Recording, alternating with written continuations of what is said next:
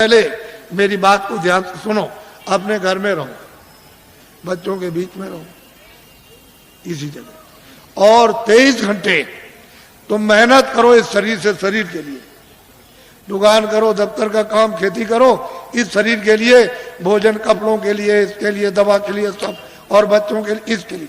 और 1 घंटा उसमें से बचाओ अपनी जीवात्मा के धन के लिए, ताकि इसको कल्याण हो जाए, इसकी मुक्ति हो जाए, ये आवागमन से छुटकारा पा जाए, न जल में न मरे। 1 घंटा तुम नहीं बचा सकते हो, और 23 घंटे इसमें तुमको लगाने को कह रहे।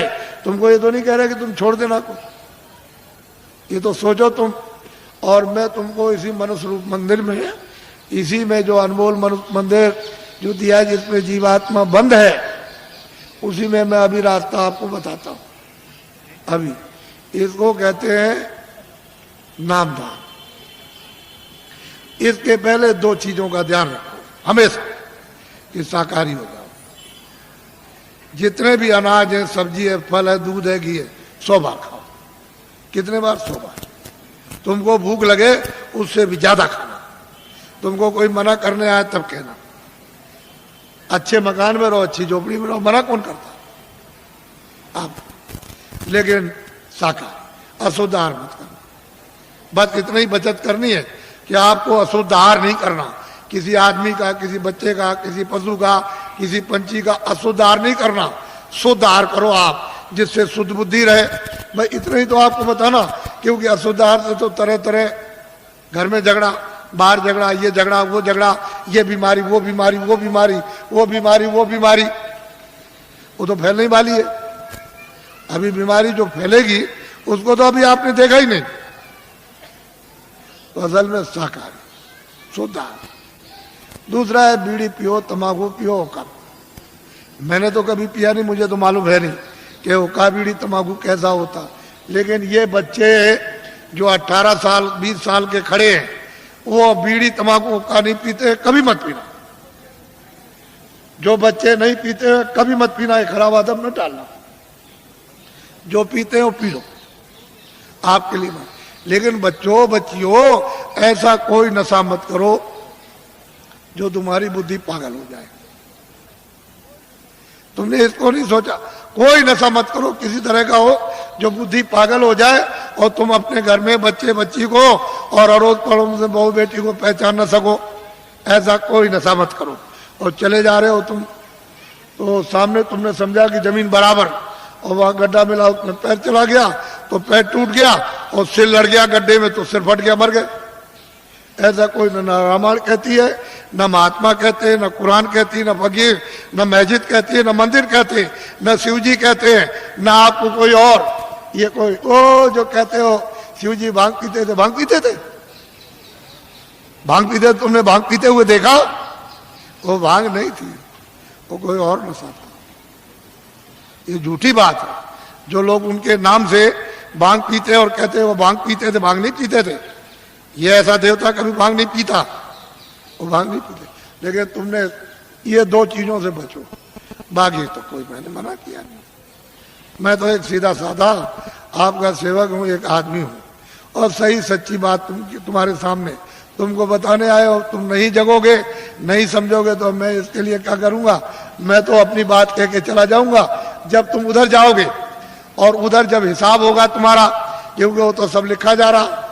आज दिन में तुमने कितना बुरा काम किया, कितना अच्छा किया, कितनों को धोखा दिया, कितनों को मारा, कितनों के साथ बेईमानी की, कितनों को पानी पिलाया, कितने बार मंदिर में पूजा की, कितनी रामायण, कितनी कुरान पढ़ी, ये उधर में, और कैसे कुरान पढ़ी, ये वो सब वहां सब लिखा हुआ।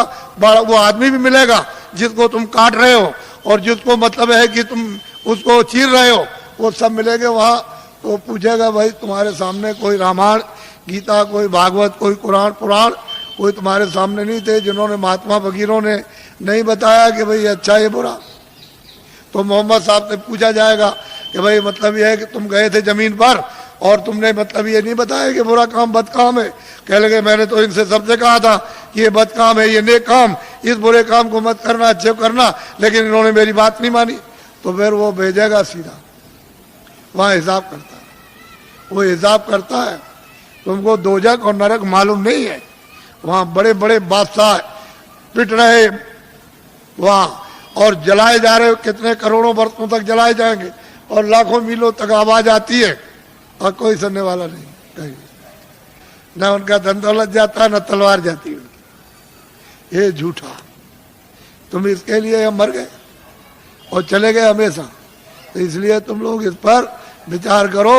तपस्या करने से यानी माया लुभाती है कि तुम ये ले लो धन, ये राज ले लो, तो अगर तुम लुभा गए तो राज मिल गया, और राज का जब भोगा तो सीधा नरक को गए। जब ये कहोगे हमको राज नहीं चाहिए, धन दौलत नहीं, तो भगवान मिलता इसी शरीर में। मरने के पहले मीरा ने मरने के पहले प्रभु को प्राप्त किया। आपको क्या मालूम कैसे पाया?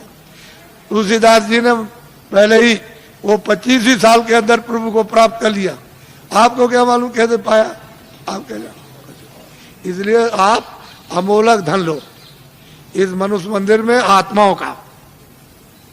ये नामदान है, ये उस तरह की दीक्षा नहीं है, या मंत्र वैसा नहीं है, ये आत्म धन का दान है, ये ईश्वरी धन का दान है।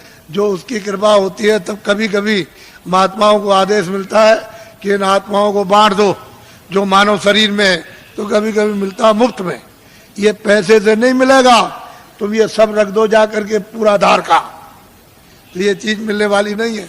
ये कभी दिमाग से निकाल देना, ये दौलत पैसे से नहीं मिलती, ये तो मुफ्त बख्शीश में यानी प्रसन्नता से मिलती है।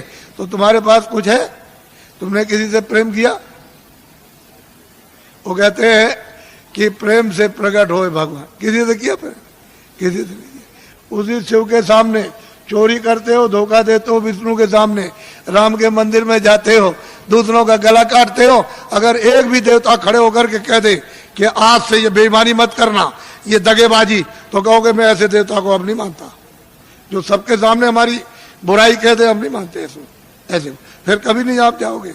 अगर देवता बोल दे, अब उनको कुछ कहना नहीं, आपने समझ लिया, हाँ उन्होंने सुन लिया होगा, और आपने समझ लिया उन्होंने कुछ नहीं देखा, वो अंधे, अब हम जो चाहेंगे सो करेंगे, अब चलो हो आए वहां। ये हालत तो हमारा है। अब बताओ तुमने प्रेम किससे किया? किससे प्रेम? वो तो कहते हैं प्रेम से मालिक मिलता है, आपने कैसे प्रेम? इसलिए आप सीधा, बहुत सरल है, बहुत सीधा है।